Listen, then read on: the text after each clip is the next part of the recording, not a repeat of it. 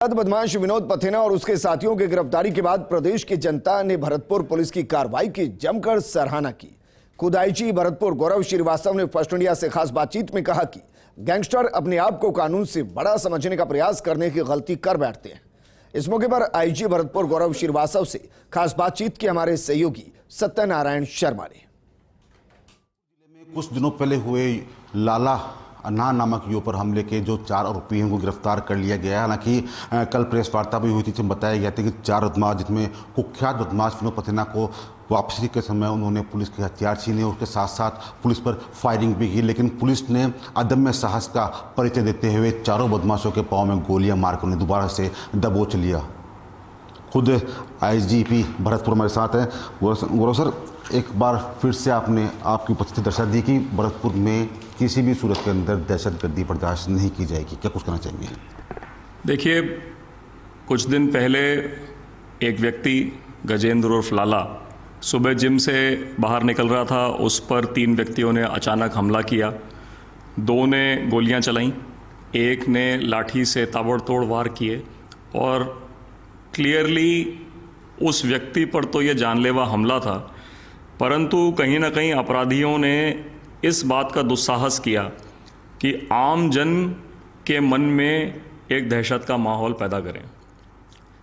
अपराध चाहे व्यक्तिगत उसके खिलाफ हुआ हो जिसके साथ मारपीट हुई, वो तो गंभीर है ही है, उससे ज़्यादा गंभीर है इस प्रकार का कृत्य जो ओपनली पब्लिक प्लेस में दिन दहाड़े लोगों के मन में दहशत पैदा करने वाला था।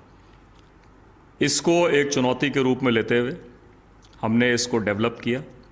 ग्राउंड इंटेलिजेंस से जो इनपुट्स आए, सीसीटीवी से जो व्यक्तियों की पहचान हुई, उसमें हमें इस बात का पुख्ता सबूत मिले कि यह घटना करी जिन लोगों ने है वो एक गैंग के सदस्य हैं और उस गैंग का सरगना है विनोद पथेना।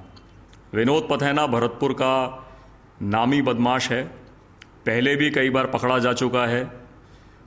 पिछले साल ही इसको कोर्ट से ज़मानत मिली, अक्टूबर में छूटा। छूटने के तत्काल बाद इसको 110 सीआरपीसी में, जैसा कि आदतन अपराधियों को पाबंद कराया जाता है, पाबंद भी कराया गया। परंतु उसके बावजूद भी अपराधी अपने आप को कानून से बड़ा समझने की भूल कर बैठता है और कहीं ना कहीं इसे लगा कि मैं कानून को धोखा दे सकता हूं, कानून से बड़ा हूं, और इसने फिर से उसी प्रकार की गतिविधियां स्टार्ट कर दी। जयपुर में एक व्यक्ति को पर जानलेवा हमला किया और पैसे की उगाही की वारदात करी। हमें पता लगा कि इसका मूवमेंट भरतपुर, मथुरा, आगरा इस एरिया में हो रहा है। वहीं एक बात हमारे पास निकल करके आई कि इसने यहाँ के एक स्थानीय व्यवसायी को भी चुपचाप बुला करके और उसको भी पैसे ऐंठने के लिए धमकाया है और वो व्यक्ति इतना भयभीत है कि वो पुलिस के सामने रिपोर्ट भी नहीं कराना चाह रहा है। तो हमने अपने स्तर पर उससे संपर्क किया, उसे संबल दिया, उसे विश्वास दिलाया कि हम आपके साथ हैं, आप कानूनी कार्रवाई कराइए, और हमने आगे बढ़ के उसमें एफआईआर भी कराई। तो कार्रवाई लगातार कर रहे थे, उसके बावजूद भी इसने इतना दुस्साहस किया कि राजपासा का इसके विरुद्ध डिटेंशन ऑर्डर जारी होने के बावजूद अपनी व्यक्तिगत दुश्मनी, अपनी जो क्रिमिनल टेंडेंसीज हैं उसको आगे बढ़ाते हुए दिन दहाड़े ऐसी घटना करी। तो विनोद पथेना वाला एंगल इसके अंदर क्लियर होते ही जो स्पेशल टीम हमारी उस विनोद पथेना पर काम कर रही थी उसको इसके अनुसंधान में और धरपकड़ में जोड़ा गया। मैं विशेष रूप से उल्लेख करना चाहूँगा इसके अंदर Brijesh Upadhyay, additional SP headquarter, जिनके नेतृत्व में यह सारा ऑपरेशन हुआ।